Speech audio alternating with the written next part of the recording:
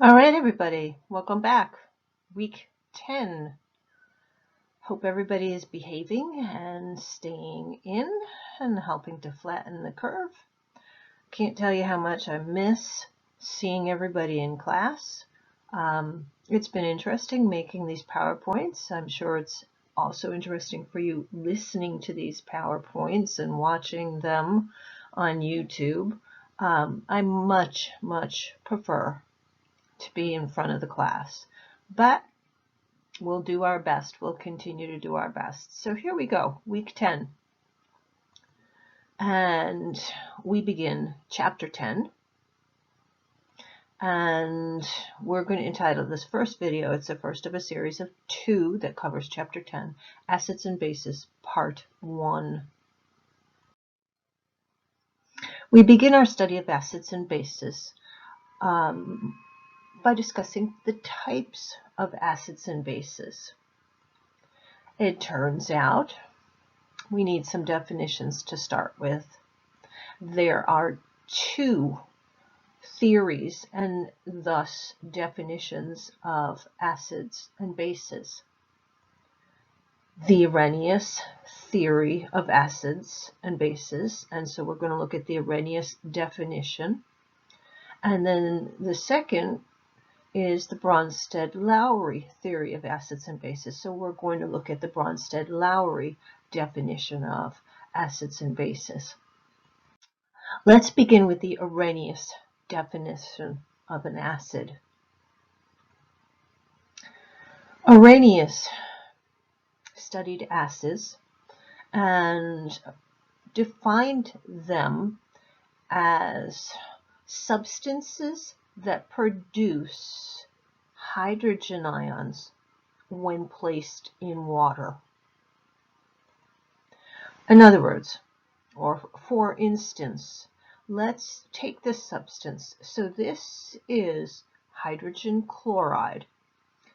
It's not hydrochloric acid, okay?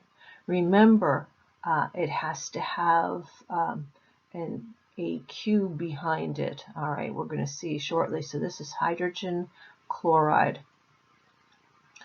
When we place it into water,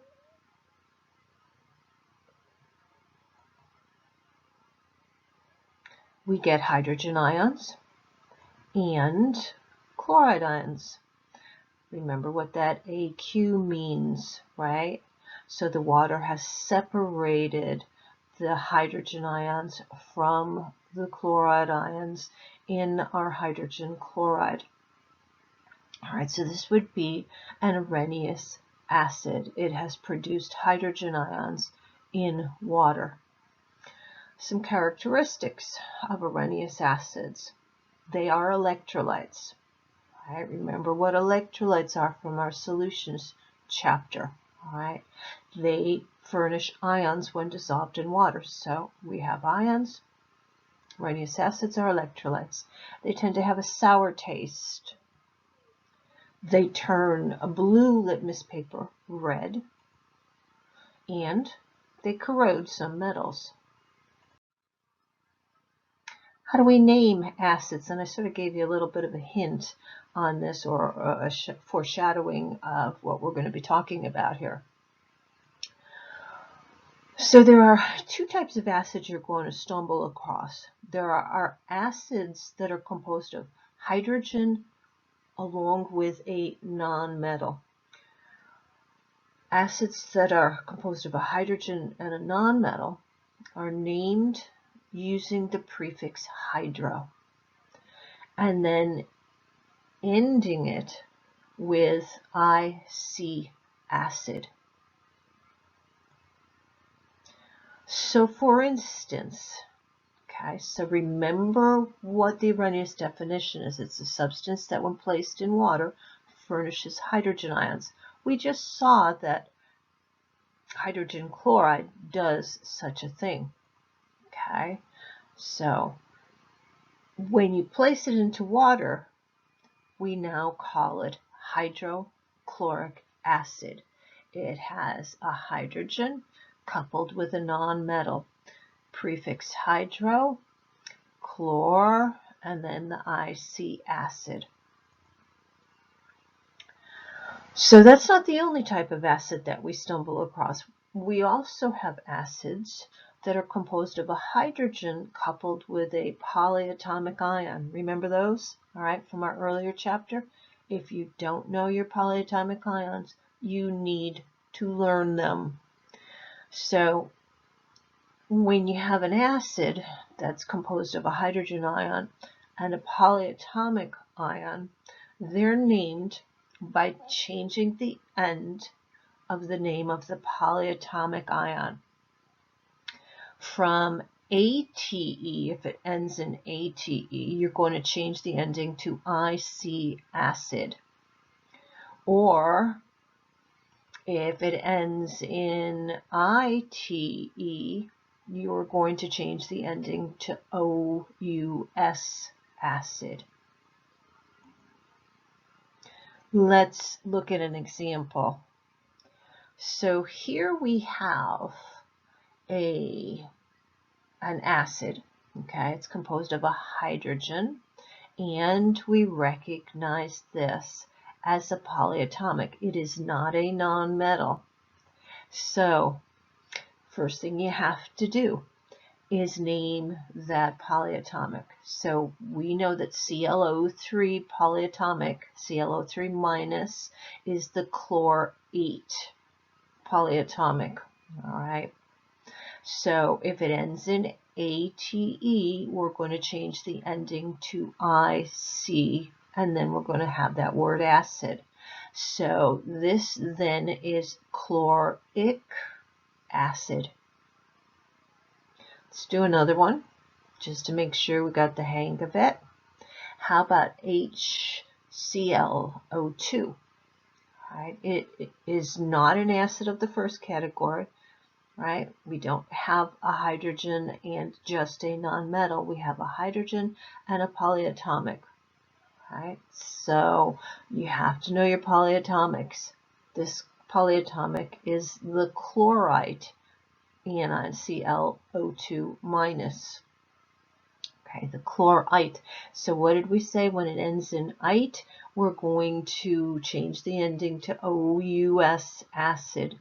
So this is chlorous acid. Okay, so the only way to get this down pat is by practicing. So make sure you do a number of different problems. We'll do one here. Okay. So select the correct name for each of the following acids. All right, so A is HBr, B H2CO3, C HBrO2. Okay. So what did we say we have to do? We have two different types of acids. One has a hydrogen ion coupled with a nonmetal, and the other type would have the hydrogen ion coupled with a polyatomic. Okay, so let's go through them and answer them. The first one, HBr. This is one that has hydrogen and a nonmetal. So how do we name it? We have the prefix hydro, and then we change the ending of our nonmetal to IC acid. So this would be hydrobromic acid. B, H2CO3. First, you have to place it in a category. Is it the hydrogen coupled with a nonmetal, or is it the hydrogen coupled with a polyatomic? If you said polyatomic, you're absolutely correct. You must name the polyatomic. Okay? So once you name that polyatomic, right, if it ends in ATE, right, which it does, right, we're going to change it to IC acid. So that's the carbonate anion. And so this is carbonic acid. Last one, HBrO2. Again, place it in a category. Is it a hydrogen coupled with a non-metal, or is it a hydrogen coupled with a polyatomic? If you said polyatomic, you are absolutely correct. Then you need to name the polyatomic.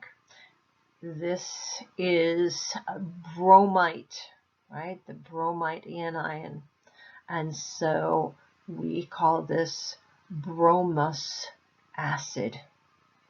All right, plenty more practice problems in the textbook. Okay, bromous acid.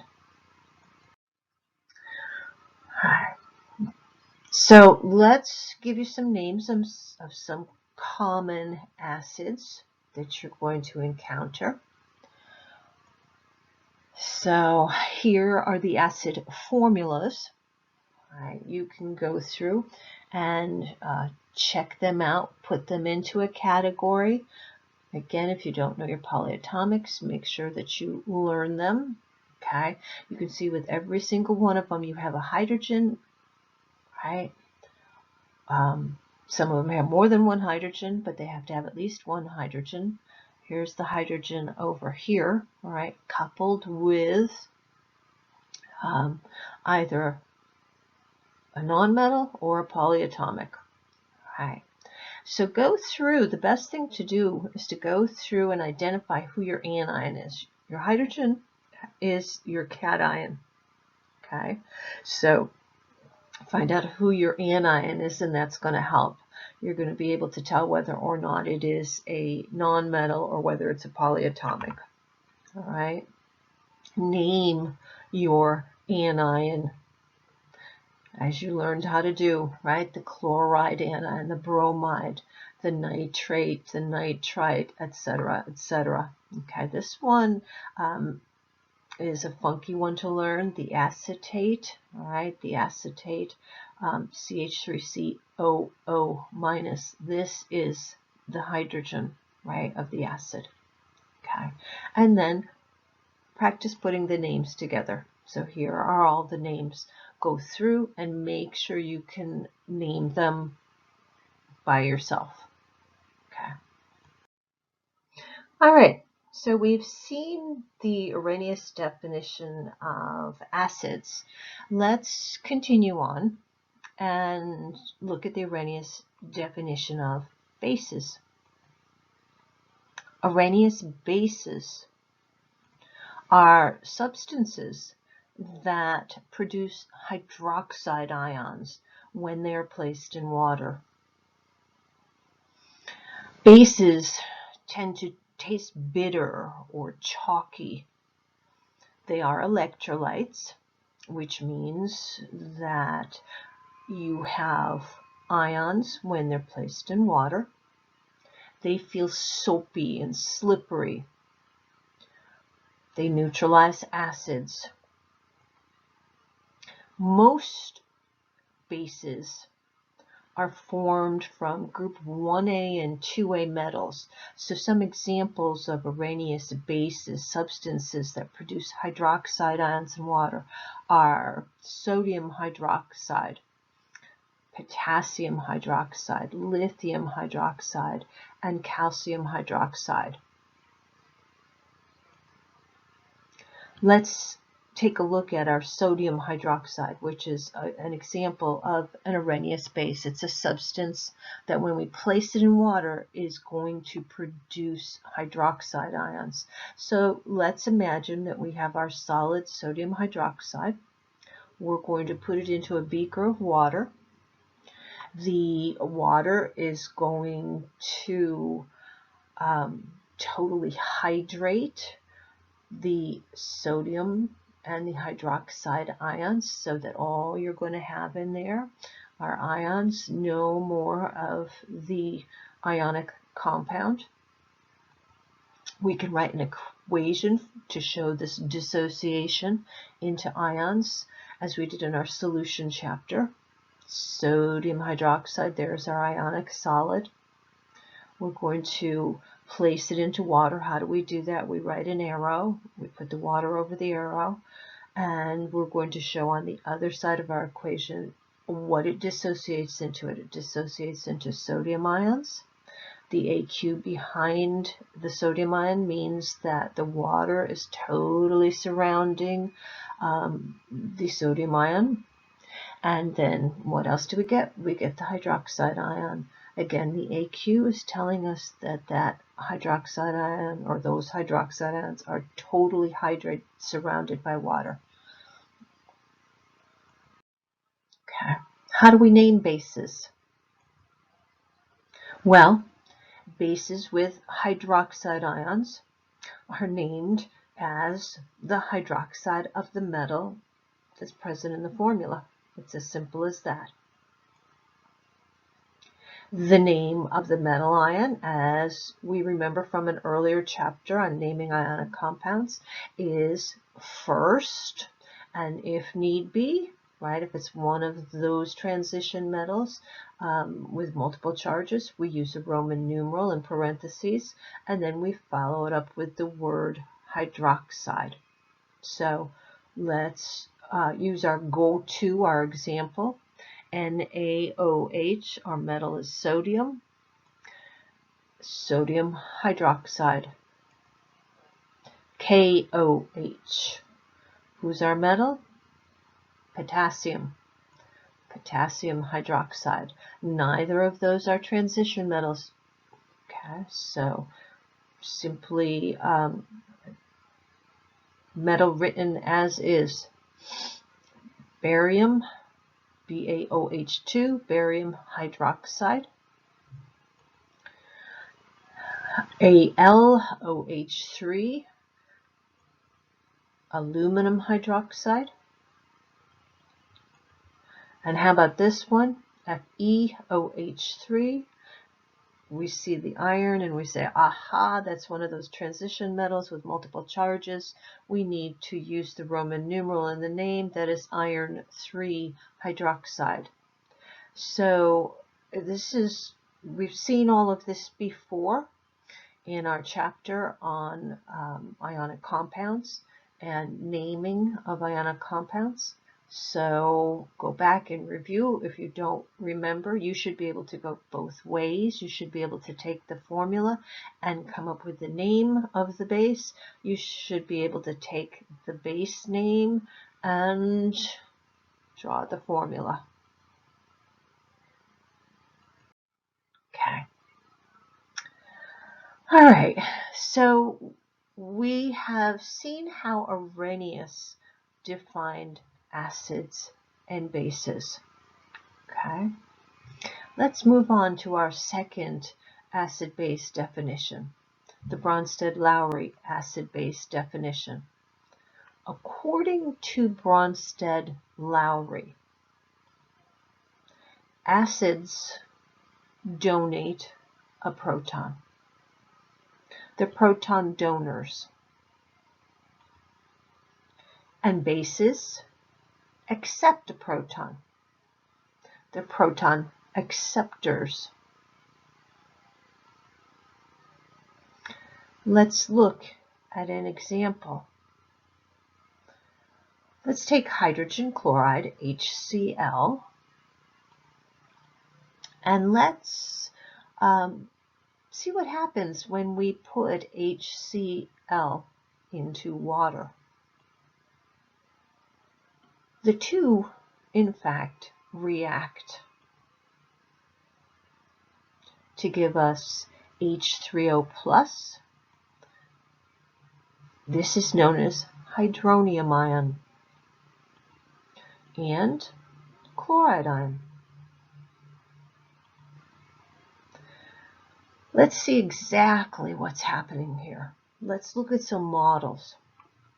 Hydrogen chloride. So here is the chlorine. There's the hydrogen. Water. Let's look at the model of water. The oxygen and the two hydrogens. And then let's look at hydronium ion. Hydronium ion, similar to water, except for what's happened. We have one extra hydrogen. And then here's our chloride ion.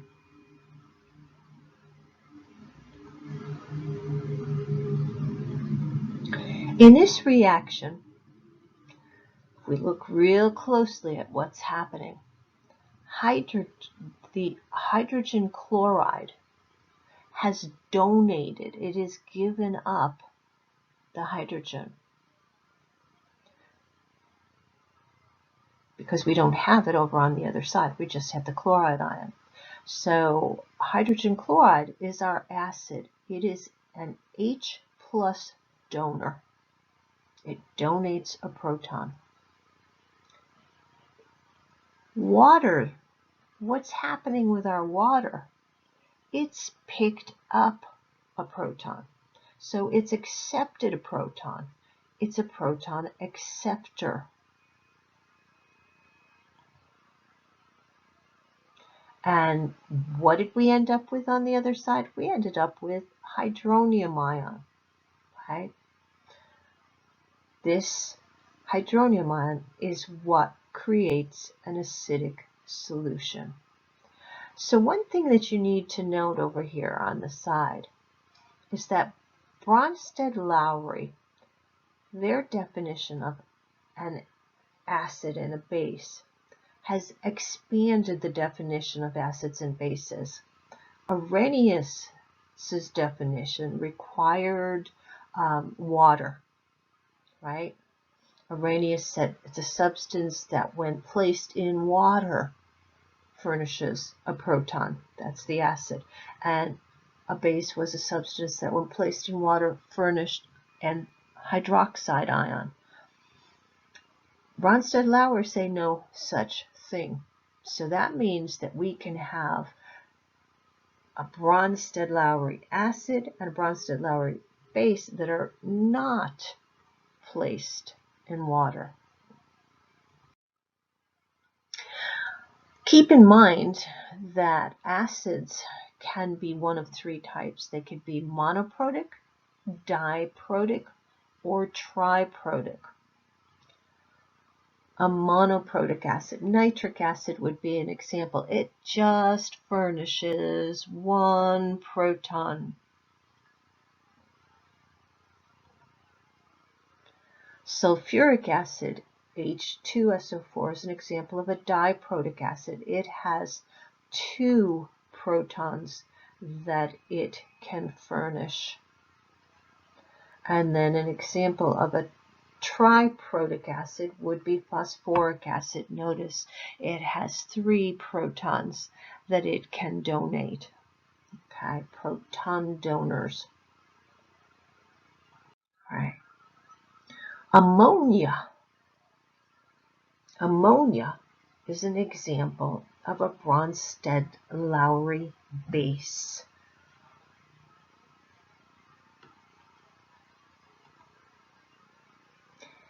In the reaction that we see down here of ammonia, NH3, and water, right? So NH3 and water,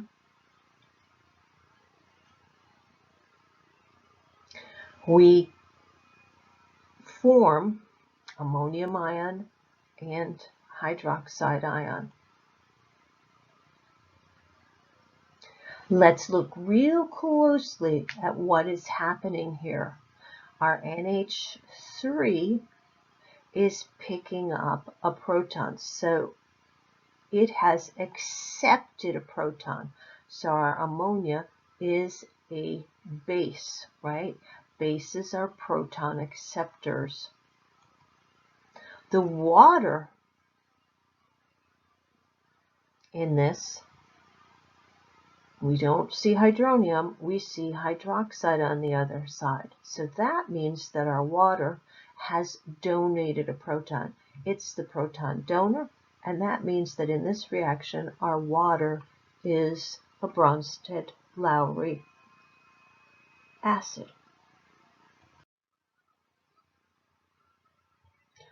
All right, let's move on to conjugate acid-base pairs. In any acid-base reaction, there are two what are called conjugate acid-base pairs. So there's 2 of them.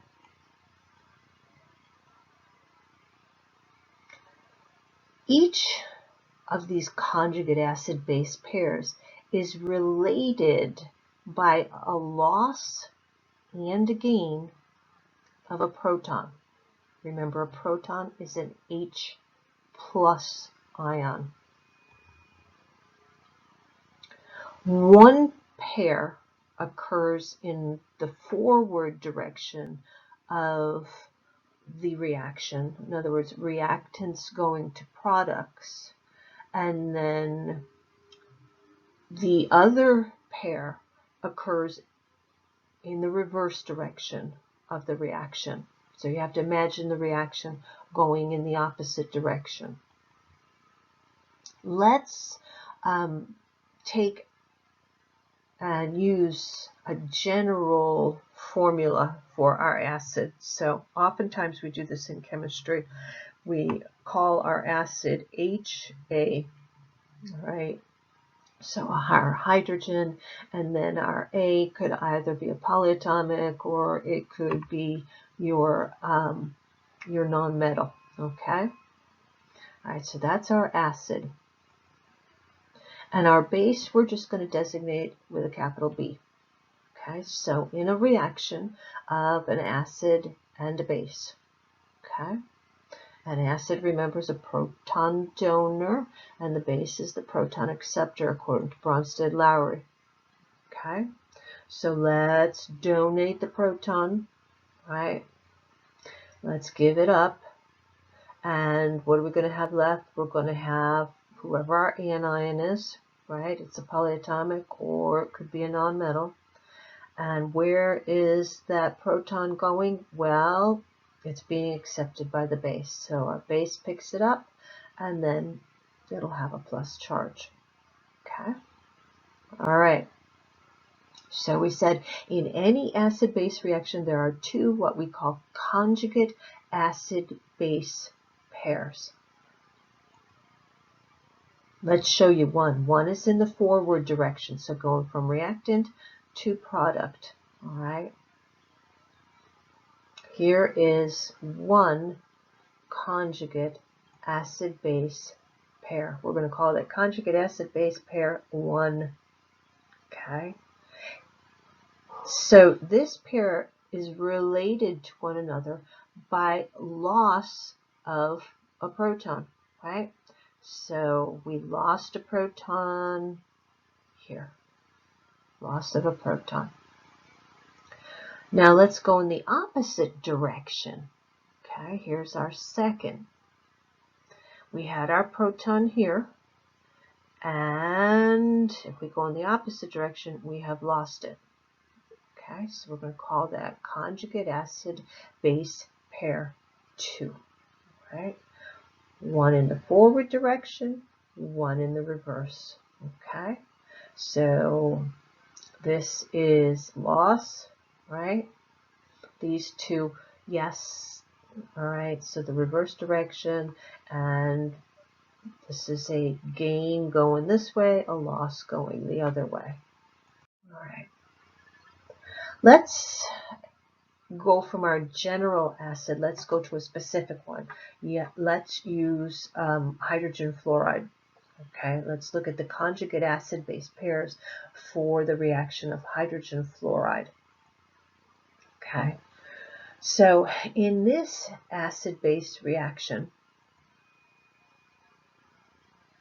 an acid, hydrogen fluoride, right? We have a hydrogen coupled with a non-metal. So our hydrogen is going to be donated, right? Acids are proton donors, okay? And then it's going to form its conjugate base, fluoride. All right, let's look at some models here. So here's our hydrogen fluoride. It's going to donate a proton. Okay, when it donates a proton, we end up with the fluoride ion. That's the conjugate base, right? Acid, conjugate base. A base, in this case it's going to be water, accepts a proton to form the conjugate acid hydronium ion. So water is going to accept that proton from our hydrogen fluoride and give us hydronium ion, and that's what makes the solution acidic. There are two conjugate acid-base pairs. Okay, 1 and 2. Conjugate acid-base pair and conjugate acid-base pair. Every single acid-base reaction has two sets of conjugate acid-base pairs. So let's continue on with that reaction that we were just talking about, the reaction of hydrogen fluoride and water. Right? So our hydrogen fluoride reacts with water to give fluoride ion and hydronium ion.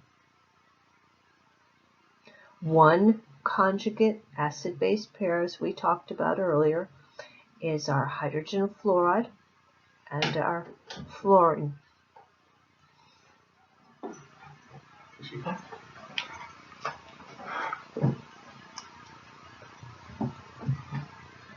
The other conjugate acid-base pair is water and hydronium ion.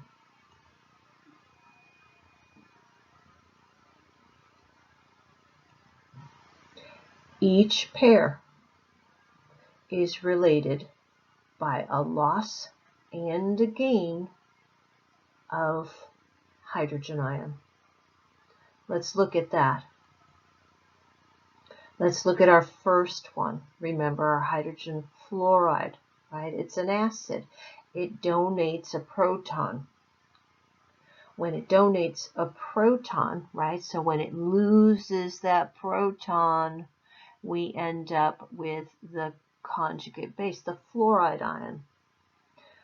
That fluoride ion picks up, if it picks up a proton, we're back at our acid. So this pair, this conjugate acid-base pair, is related by a loss and a gain of a proton. Let's look at our second conjugate acid-base pair. So our water is the base. When it picks up a proton, we end up with hydronium ion, the conjugate acid. When hydronium ion loses a proton, we're back at our water. So this conjugate acid-base pair is related by a gain and a loss of a proton.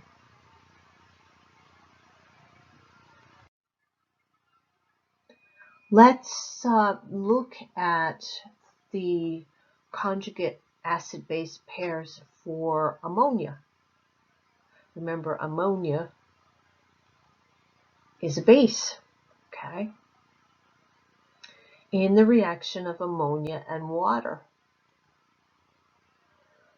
All right, so remember, ammonia, NH3, reacts with water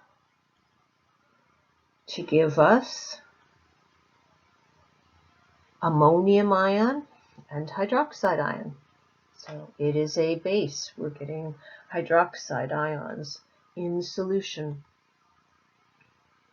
One conjugate acid-base pair is our ammonia and our ammonium ion, our NH3 and our NH4+. Okay, so that's a conjugate acid-base pair. They are related to one another by a gain. So here would be a gain of a proton. This way would be a loss of a proton.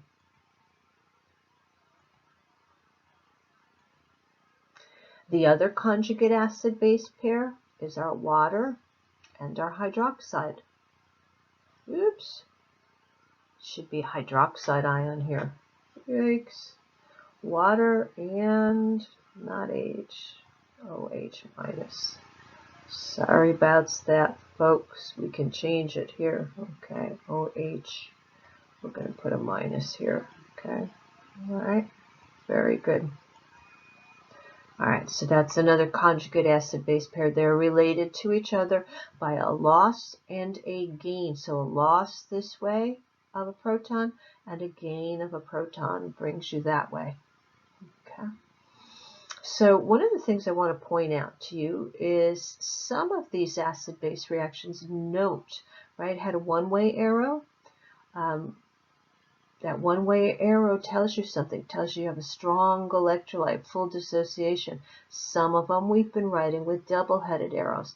That means they are weak electrolytes, all right, which means we're going to have only a few of these ions on the product side, okay?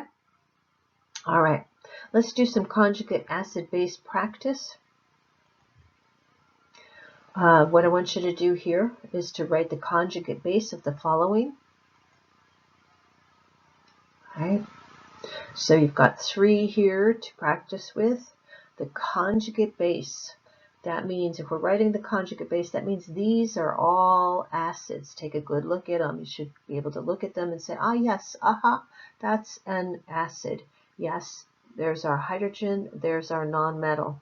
There's our hydrogen, 2 hydrogens, right? It's a diprotic acid and a nonmetal. Here is our hydrogen and what? A polyatomic. So we want to write the conjugate base, which means it's going to be whatever you get when you give up a proton. Okay? So when this loses a proton, we get the bromide ion. H2S, just lose 1 proton, that's it. Okay, we get HS minus. Okay, remember the base is going to be the anion, right? And how about this one? Just lose 1, and we're going to end up with HCO3 minus. Okay, very good.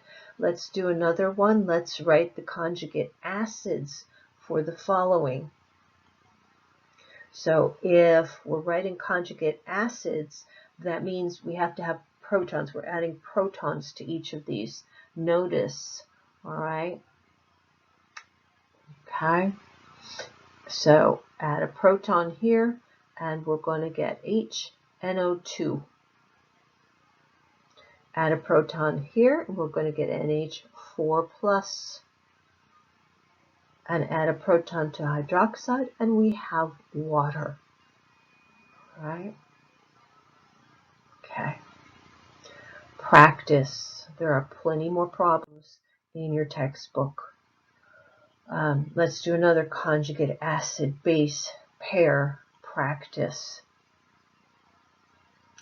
All right, so what are we doing in this practice? You're going to identify the sets that contain acid-base conjugate pairs. So there's 5 sets here. Take a good look at them, okay? And you're going to look and see what you've got here to find out which one is a conjugate acid-base pair. All right, so this really tests your understanding of what a conjugate acid-base pair are. The question you're asking yourself and then answering is, are these 2 related by a loss or a gain of hydrogen, right? Okay, so ask yourself that for every single one of them, okay? And after you finish asking and answering that question, you should have chosen number 1. Okay. Yes, they're related by a loss, right? So here is our acid. When we lose that proton, we have NO2. That's the conjugate base. Okay. Not this one, right? If we lose a proton, we should have an HCO3. We do not. Okay. Not related, number 3. But number 4, yes, it is, right? So we have HS minus, and here we have H2, so they're related by a gain of a proton. And our last one, also related by a gain of a proton, NH3, NH4 plus. Okay. Again, make sure you practice. There's plenty of them in the textbook. Strengths of acids and bases. This is the last topic on this part 1 slide.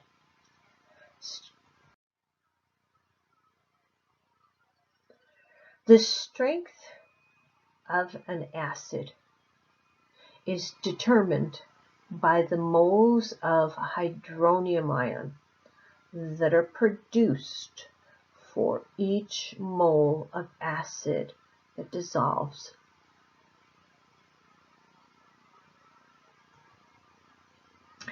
The strength of a base is determined by the moles of hydroxide ion that are produced for each mole of base that dissolves.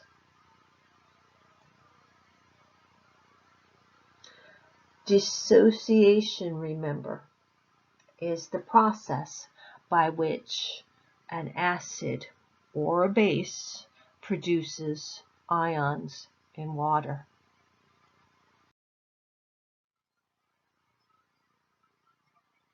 All right, so we know what causes or directly affects the strength of both an acid and a base. It turns out that acids and bases vary greatly in their ability to produce hydronium and hydroxide ions.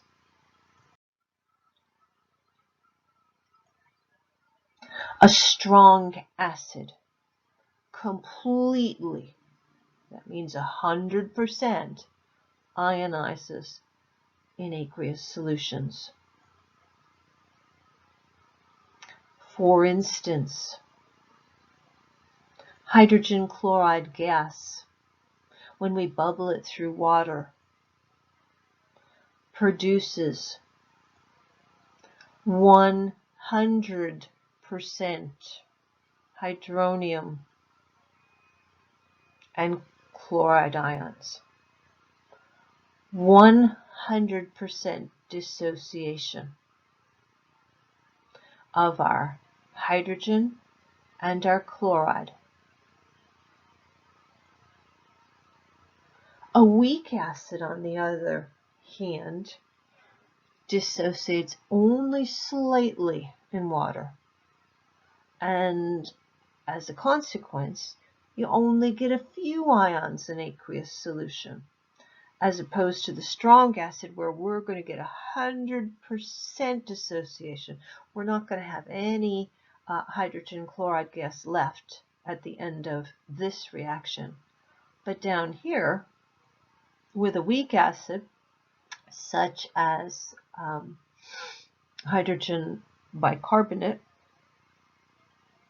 and water, okay, hydrogen carbonate and water, we end up with only a few ions in water. Okay, only a few. Okay, it gives up one proton to give hydronium ion, and we get our hydrogen carbonate anion, and this double-headed arrow, remember what this means, right? It's not 100% dissociation. Much of it remains in the original form. All right, Let's look at this in some more detail to make sure that you understand what is going on. What's the difference between a strong acid and a weak acid? So strong acids, let's use our general formula, HA, that we used before. All right, so this is a strong acid. So initially, we have our strong acid. And then when we place it in water and our strong acid dissolves, right? The molecules of the strong acid dissolve and they dissociate into ions. And they do so 100%. So we're going to get large concentrations of hydronium ion and the anion, right? When it dissolves in water, water's the base, and we end up with hydronium ion and our anion, right? Our conjugate base. So whatever our concentration was initially, we end up with same concentrations, large concentrations of our hydronium ion and our anion. Weak acids, on the other hand, let's now look at a weak acid. Again, we're going to call it HA, but we're saying it's weak. Okay. So when we place a weak acid into water and we dissolve it in water, only a few molecules are going to dissociate. That means split into ions. Most of the weak acid is going to remain in this molecular form, the same way it started out. Okay, so after dissociation, we still have a very large amount of our weak acid in the molecular form, and we only have small amounts of hydronium ion and our anion. And how do we know when we write an equation? That's that double-headed arrow that we talked about. Okay, right, double-headed arrow. HA plus water gives us hydronium ion, hydronium ion with a plus there, okay, and our anion, right, so here's our acid, here's our conjugate base, okay, here's our base, here's our conjugate acid. And how do we know this is weak?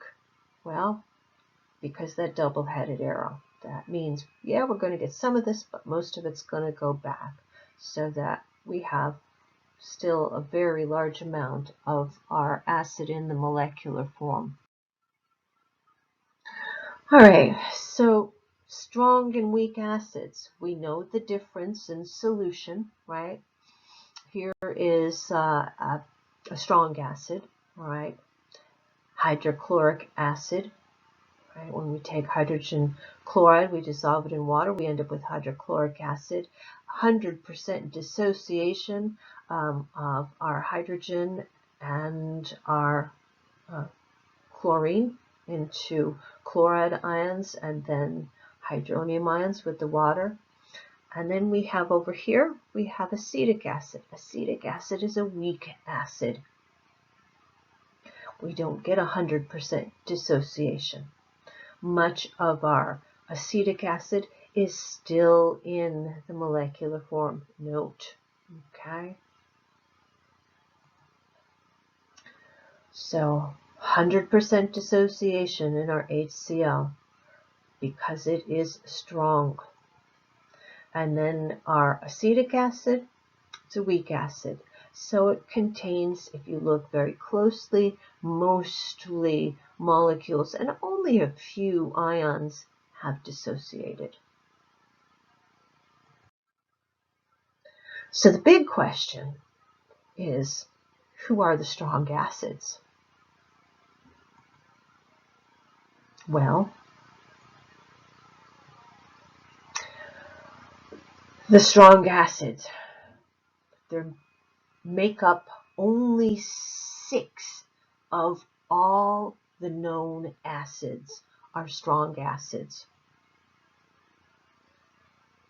And every single one of those 6 strong acids have conjugate bases that are weak. Here they are. Here are your 6 strong acids. You need to memorize them. Perchloric acid, that's the name. Here is the formula. Sulfuric acid, name, formula. Hydroiodic acid, name, formula. Hydrobromic acid, name, formula. Hydrochloric acid, name, formula. Nitric acid, name, formula. Okay, so you need to know them by name. You need to recognize their formula. These are your 6 strong acids.